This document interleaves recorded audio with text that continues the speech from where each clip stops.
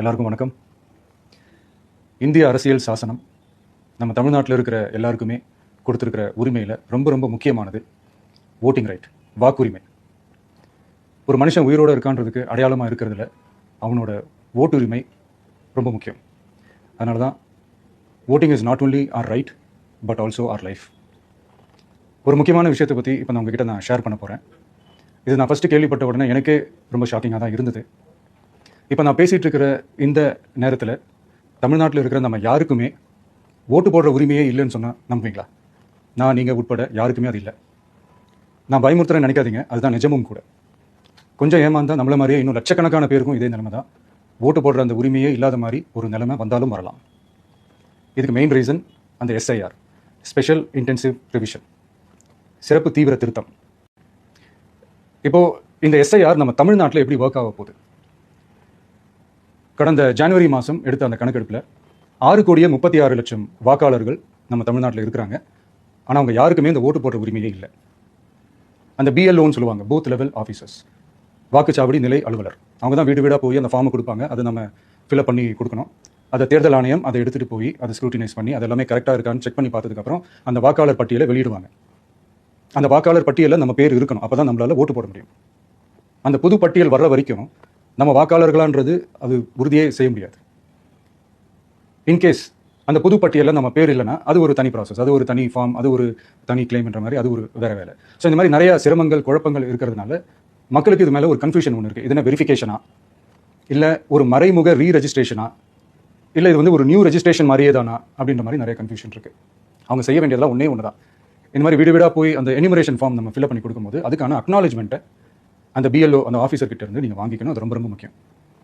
இது நான் சொல்கிறது வாக்காளர் பட்டியலில் ஆல்ரெடி உங்கள் பேர் இருக்கிறவங்களுக்கு நான் சொல்கிறேன். இப்போ புது வாக்காளர்கள், ஃபர்ஸ்ட் டைம் ஓட்டர்ஸ், அவங்களுக்கு ஃபார்ம் 6ன்னு ஒன்று இருக்குது. அதை நீங்கள் ஃபில்அப் பண்ணி நீங்கள் உங்கள் ஏரியாவில் இருக்கிற சம்மந்தப்பட்ட அந்த உங்கள் அலுவலகத்தில் நீங்கள் டேரெக்டாகவும் சப்மிட் பண்ணலாம், இல்லை நீங்கள் ஆன்லைன்லையும் சப்மிட் பண்ணலாம். அப்படி ஆன்லைனில் நீங்கள் சப்மிட் பண்ணிங்கன்னா அதுக்கான ஸ்க்ரீன்ஷாட் எடுத்து வச்சுக்கோங்க. ஃபோனில் மெசேஜ் வரும், அதை சேவ் பண்ணி வச்சுக்கோங்க. அப்ராடில் இருக்கிறவங்க கூட அந்த எஸ்ஐஆர் ஃபார்மை டவுன்லோட் பண்ணி நீங்கள் அதை ஃபில்அப் பண்ணி சப்மிட் பண்ணலாம். அதுக்கான அக்னாலஜ்மெண்ட்டை வாங்கி வச்சுக்கோங்க. ரொம்ப முக்கியமாக உங்களோட பிஎல்ஓ அந்த ஆஃபீஸர் யாருன்னு தெரிஞ்சு வச்சுக்கோங்க. இந்த தேர்தல் ஆணையம் அந்த வெப்சைட்டில் போனீங்கன்னா அந்த பர்டிகுலர் பிஎல்ஓ ஆஃபீஸரோட ஃபோன் நம்பர் கூட நீங்கள் எடுத்து வச்சுக்கலாம்.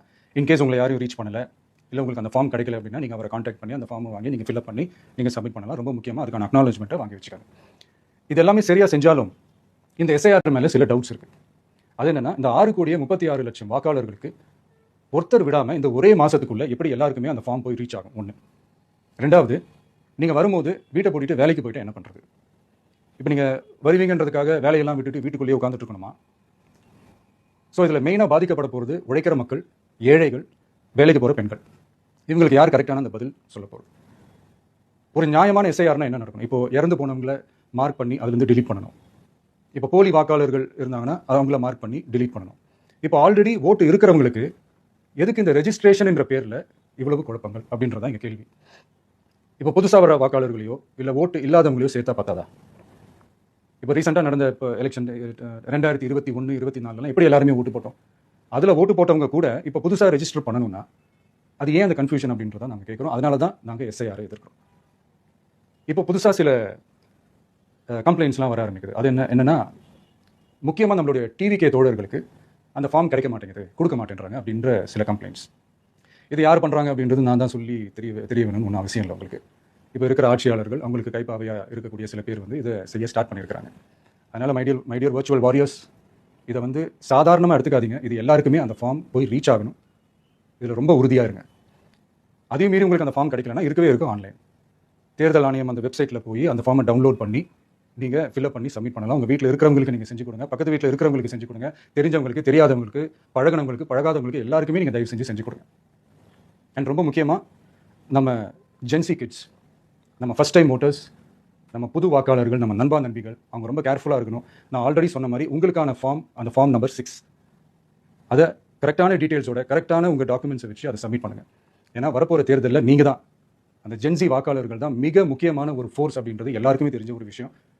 அதனால் உங்களை டிஸ்டர்ப் பண்ணுறதுக்கு, உங்கள் பேர் அதில் இன்க்ளூட் பண்ணாமல் செய்கிறதுக்கு என்னென்ன வேலைகள் செய்யணுமோ, என்னென்ன தில்லுமுள்ளு வேலைகள் செய்யணுமோ எல்லாமே அவங்க செய்வாங்க. இது நமக்கு எல்லா திசையிலையும் எல்லா பிரச்சனைகள் கொடுத்துட்டு தானே இருக்கிறாங்க. அது டிஃபால்ட்டாக நடந்துட்டு தான் இருக்கும், அது ஒன்றும் பண்ண முடியாது.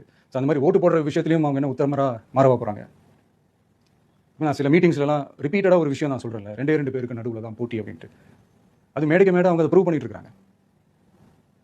அதனால் தோழர்களே, வரப்போகிற தேர்தலில் நம்ம யாருன்னு காட்டணும், நம்ம பலம் என்னன்னு காட்டணும்.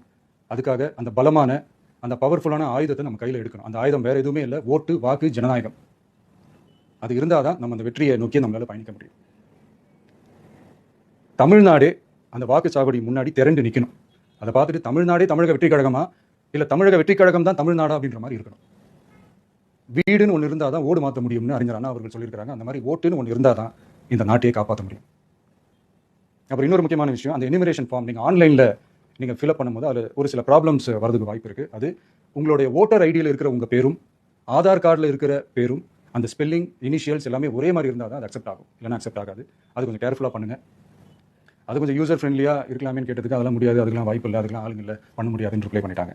ஸோ அதனால் மைடியர் டிவிகே தோழர்களே, மைடியர் ஜென்சி படை பலமே, உஷாராக இருங்க, கான்ஃபிடென்ட்டாக இருங்க, நல்லதே நடக்கும், வெற்றி நிச்சயம். மீண்டும் சந்திக்கும் வரை நன்றி, வணக்கம்.